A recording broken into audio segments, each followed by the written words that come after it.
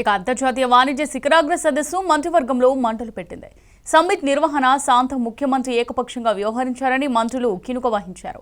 ఇప్పటికే ఒక సీనియర్ మంత్రి ఢిల్లీ వెళ్లి హైకమాండ్ పెద్దలకు సీఎం ఒంటెద్దు పోకడలపై ఫిర్యాదు చేయగా అధిష్టానం దగ్గర గట్టి పతారా ఉన్న మరో సీనియర్ మంత్రి సీఎంతో ఎడమొహం పెడమొహంగా ఉంటున్నారు.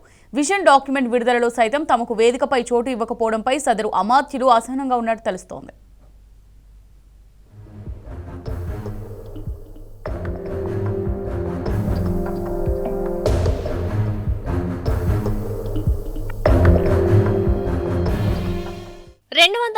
కోట్ల ఖర్చుతో నిర్వహించిన గ్లోబల్ సమ్మిట్ సక్సెస్ ఏమో గాని ముఖ్యమంత్రికి ఆయన మంత్రివర్గ సహచరులకు మధ్య పెద్ద ఆఘాతాన్ని సృష్టించింది. 500 మంది అతిథులకు ఆహ్వానం పంపితే అక్కడికి వచ్చింది మాత్రం అంతంత మాత్రమే అన్న చర్చ జోరుగా సాగుతోంది. సదస్సు వేదికగా దాదాపు 100 ఒప్పందాలు జరిగినట్లు పరిశ్రమల శాఖ అధికారులు చెబుతున్నారు.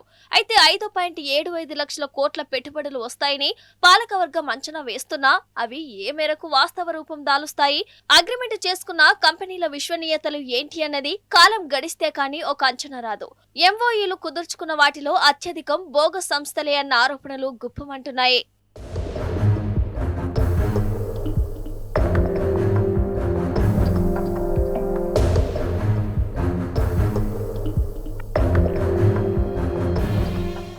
ఇదిలా ఉంటే ఫోర్త్ సిటీలో 2 రోజుల పాటు సాగిన అంతర్జాతీయ వాణిజ్య శిఖరాగ్ర సదస్సు మంత్రివర్గంలో చిచ్చు పెట్టిందన్న వాదనలు పాలకవర్గంలో వినిపిస్తున్నాయి. గ్లోబల్ సమ్మిట్ ఇన్విటేషన్ విడుదల నాడే ముఖ్యమంత్రికి మంత్రులకు మధ్య ఉన్న లుకలుకలు కొంతమేరకు బయటపడ్డాయి. సమ్మిట్ ఆహ్వానం డిజైన్ ను మంత్రులు తమకు కొత్తగా, వింతగా, ఒకంత ఆశ్చర్యంగా చూస్తూ దాని నమూనా తయారీ విధానాన్ని అడిగి ముఖ్యమంత్రి నోటి వెంట చెప్పించుకోవడం లైవ్ లో స్పష్టంగా కనిపించింది. గ్లోబల్ సమ్మిట్ నిర్వహణ తీరుతెన్నుల గురించి ఏమీ తెలియని వాళ్ళ డొల్లతనం ఆనాడే బయటపడిందన్న మాట కాస్త ఘాటుగానే వినిపించింది. ఇక ఇలాంటి అంతర్జాతీయ స్థాయి సదస్సులో కీలక పాత్ర పోషించాల్సిన మరో సీనియర్ మంత్రి ప్రమేయం కూడా ప్రపంచ వాణిజ్య సదస్సులో పెద్దగా కనిపించలేదు. ఆద్యంతం ఆయన అంటి ముట్టనట్టే ఉన్నారు.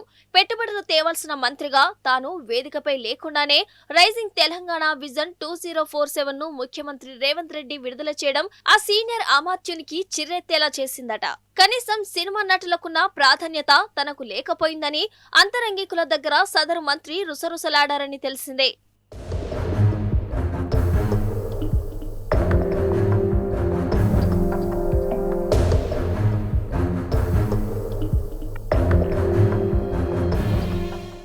ఈ మధ్య జరిగిన సీనియర్ ఐఏఎస్ అధికారుల బదిలీ వ్యవహారంలోనే ప్రభుత్వం ముఖ్య నేతకు ఆ సీనియర్ మంత్రికి మధ్య పొరపొచ్చాలకు బీజం పడిందన్న సెక్రటేరియట్ వేదికగా ఉన్న చర్చ. గడిచిన ప్రభుత్వం నుంచి సుదీర్ఘ కాలం పాటు పరిశ్రమల శాఖ ప్రత్యేక ప్రధాన కార్యదర్శిగా ఉన్న అధికారిని ఆ పదవి నుంచి తప్పించాలన్న ప్రతిపాదనకు సీఎం మరొకలా ట్విస్ట్ ఇవ్వడం, సదరు బ్యూరోక్రాట్ ను అక్కడి నుంచి తప్పించి సీఎంఓలో అవే బాధ్యతలు కట్టబెట్టడం మంత్రికి మింగుడు పడలేదు. రామేశ్వరం వెళ్లినా శనేశ్వరం తప్పలేదన్నట్లు మళ్ళా తన శాఖపై ఆ అధికారిదే పెత్తనం కావడం మంత్రికి ఆగ్రహం తెప్పించింది. ఇదే క్రమంలో పారిశ్రామిక భూముల అమ్మకానికి వీలుగా హిల్ట్ పాలసీ రావడం, ఆ దిశలో జరుగుతున్న కసరత్తుపై కూడా కనీస సమాచారం లేకపోవడం ముఖ్యమంత్రికి సంబంధిత మంత్రికి మధ్య గ్యాప్కు కారణమైంది. ఈ గడబిడలు ఇలా ఉండగానే హిల్ట్ పాలసీ సమాచారం ప్రతిపక్ష నేతకు లీక్ అవడం అగ్నికి ఆజ్యం పోసిన చందంగా మారింది. అనుమానాలు, ఇంటెలిజెన్స్ ఆధారాలు, విజిలెన్స్ దర్యాప్తులు కొద్ది రోజులు పరిశ్రమల శాఖను ఉక్కిరిబిక్కిరి చేశాయి.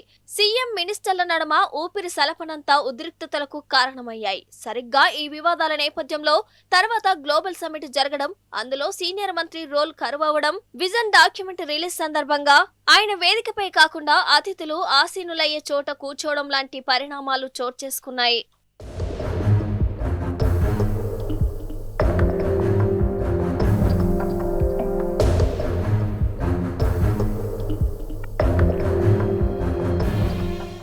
అంతర్జాతీయ వాణిజ్య శిఖరాగ్ర సదస్సు ముగియగానే మరో సీనియర్ మంత్రి హస్తనకేగారు. ఢిల్లీ హైకమాండ్ దగ్గర ముఖ్యమంత్రి రేవంత్ రెడ్డి ఒంటెద్దు పోకడలను ఆయన అధిష్టానం పెద్దల ముందు ఏకరువు పెట్టారట. ప్రభుత్వంతో ఎలాంటి సంబంధం లేని వాళ్లను స్టేజ్ ఎక్కించడం, కేబినెట్ సహచరులను ఇన్వాల్వ్ చేయకుండా గ్లోబల్ సమ్మిట్ ను నిర్వహించడం, దాని నిర్వహణలో సైతం తలెత్తిన లోపాలను సదరు సీనియర్ మంత్రి కాంగ్రెస్ అగ్రనాయకత్వానికి పూసగుచ్చినట్టు ఫిర్యాదు చేస్తారని తెలుస్తోంది. సమ్మిట్ వల్ల ఖజానాపై అదనపు భారం పడింది కానీ ఫలితం దక్కే అవకాశాలు ఏమాత్రం లేవని ఆ సీనియర్ మంత్రి ఏఐసీసీ పెద్దల దగ్గర కుండబద్దలు కొట్టినట్లు స్వయానా పాలకవర్గంలోని వాళ్లే చెవులు కొరుక్కుంటున్నారట.